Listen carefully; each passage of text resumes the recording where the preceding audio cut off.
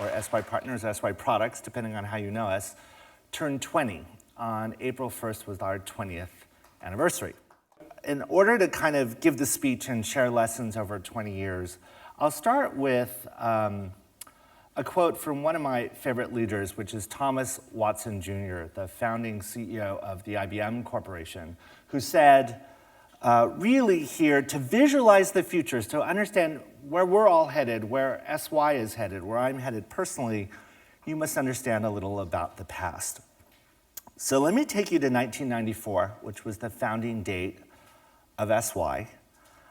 3 of us started, and I wish I could say we started strategically and had a great plan and had a great business plan and had amazing clients, but actually that was simply not true. There were 3 partners who started in a 450 square foot, tiny, tiny office in Potrero Hill in San Francisco.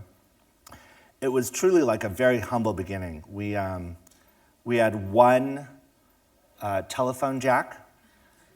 One of us could be on the phone, or one of us could be checking our shared email account, but not both.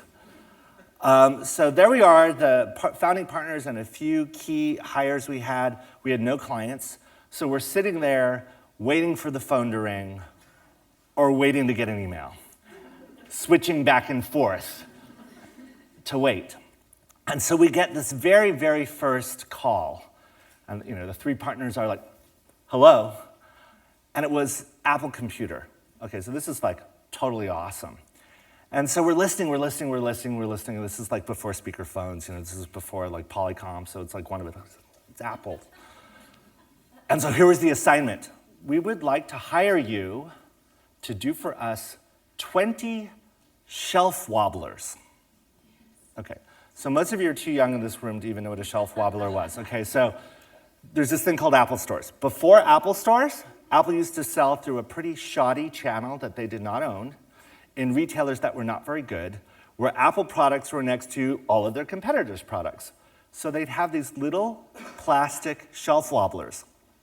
Buy me, buy me, buy me. So that was our very first assignment as a company. We used our creative and design and imaginative and strategic skills to do these 20 shelf wobblers. Which really brings us to our very first lesson, one that we actually had no choice about in the beginning, but one we actively choose now, which is that everything needs to start from a pure place. Because what we find is don't put profit first, don't have these grand, crazy visions, don't do it because of power, do it because you want to make a difference. And what we found over our 20-year history, that very humble beginning with Apple has led to this kind of remarkable chain of events where one leader will refer us to something else. So Kit Mearsmith walks in, 4'8", power dynamo, founder of a company called Trimble Navigation. It's a GPS company. This 19 and a half years ago, this was before GPS was the wonderful thing it was today. She offered us her account and said, all I need you to do is dig in, help us explain what GPS is to the world. From there, we got an invitation from Levi Strauss. Use the power of design to help us brand the company's first intranet so that we could work together differently. So in order to do the assignment, we actually had to learn a little bit about how people worked.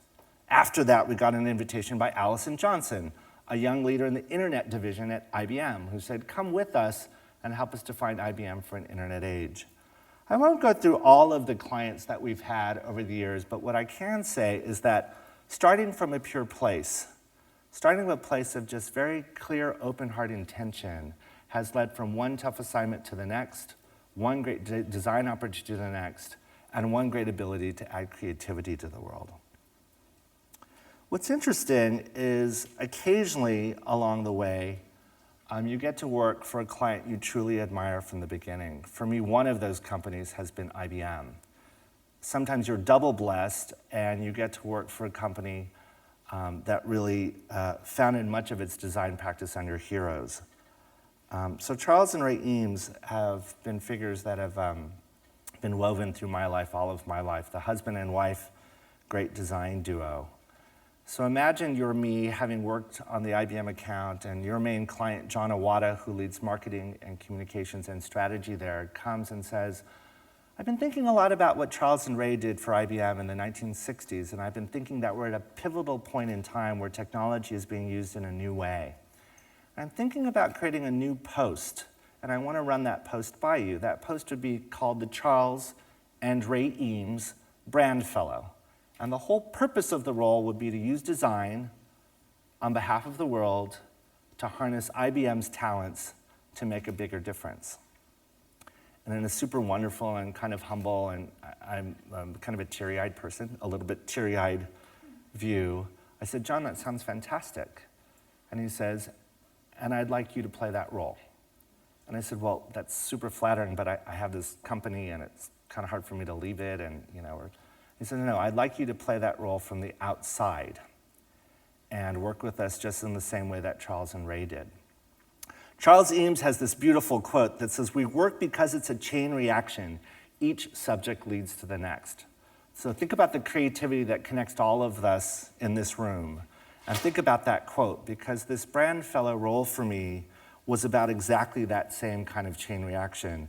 And getting into it, we started to learn to apply technology and then the power of design to make water smarter, to make retail and commerce less friction, to make our supply chain of food something that was safer, to build our infrastructures in a way that are more resilient and able to change and transform. IBM, and I was part of the team that helped extend this invitation to the world, was let's build a smarter planet together. And in this role of Charles Ray Eames Brand Fellow, I was able to bring the power of design to the way great engineers, great software people, great consultants, and great scientists think about that challenge.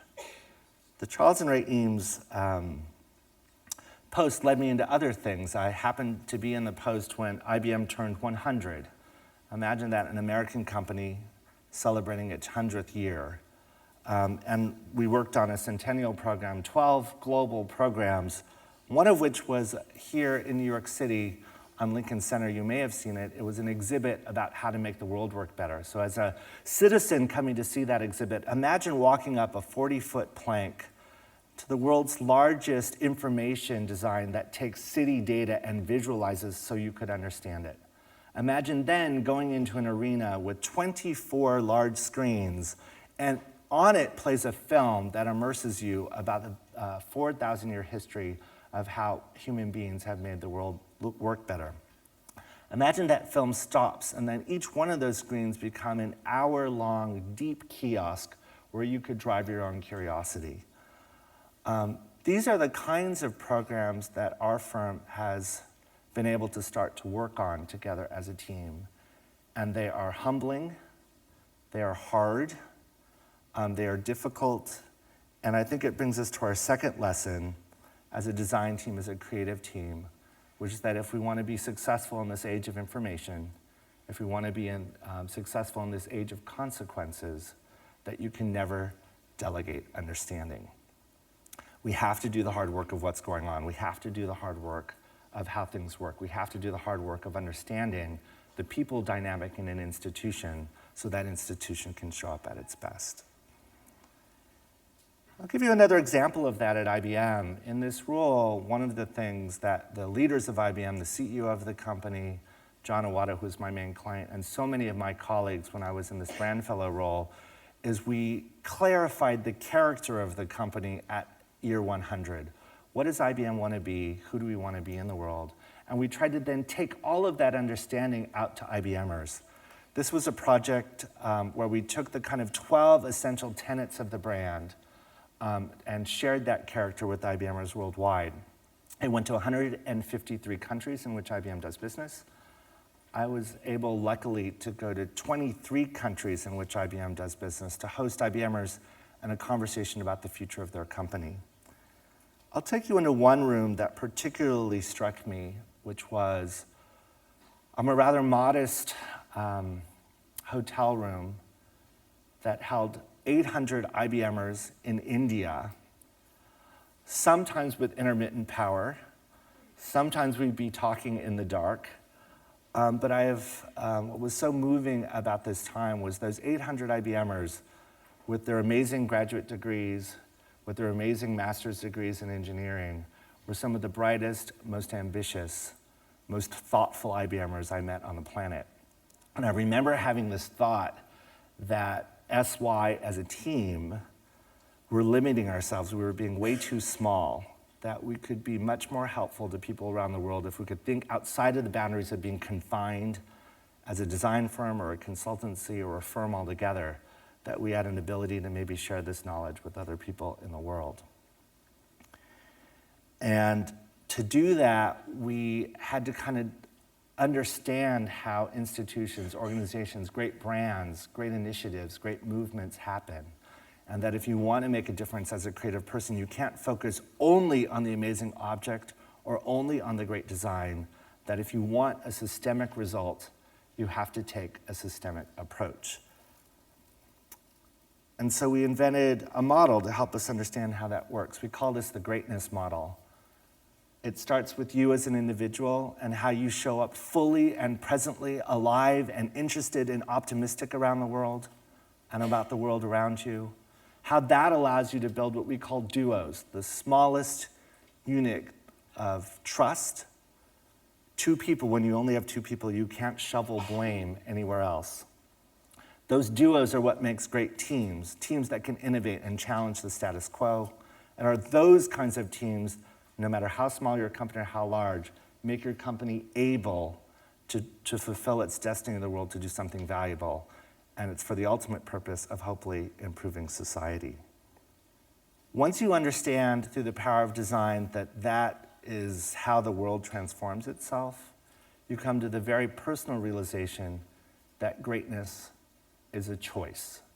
And I think one of the biggest learnings we've had over 20 years is that each of us as practitioners, all of us as clients, we actively have to choose to be great.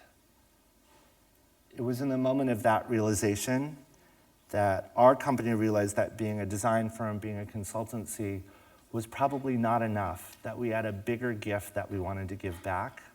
And so we channeled a lot of our learnings of those years into a product that some of you heard about, and it's what Pierce invited me 3 years ago to talk about. It's a product called Unstuck. It's based on the notion that all of us as creative beings get stuck. Being stuck is not a pejorative thing. We launched it on iPad. Nearly 1 million users later in this community, I can say that I think our initial hypothesis is true, that creative people get stuck more than anyone else because we are aspirational in what we want to get done. I'm going to use this opportunity at PSFK to announce for the first time that we've taken that great iPad app that almost 1 million people have downloaded, and we've put it on your mobile phone. For those of you who are following along, there's a little link here. You can use this free anywhere, night or day. It also works on your PC. And we're hoping, it's free, we're hoping to give this as a gift to the world, because I think this notion of helping all of us get unstuck so we could be our full, capable selves is something very central to the gift that we want to give.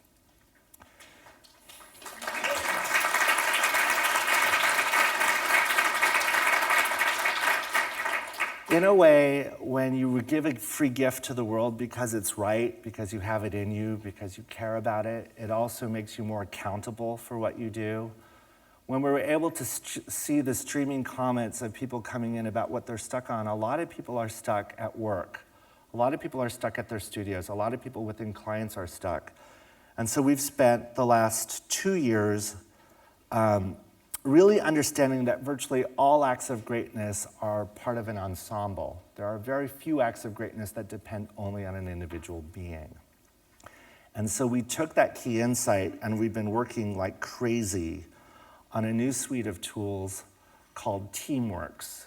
These are aimed at teams, really at the heart of the organization, teams that do all the hard work of an institution, be that a small studio or an amazing client or a global multinational company, focusing on the kind of 9 things that make great teams.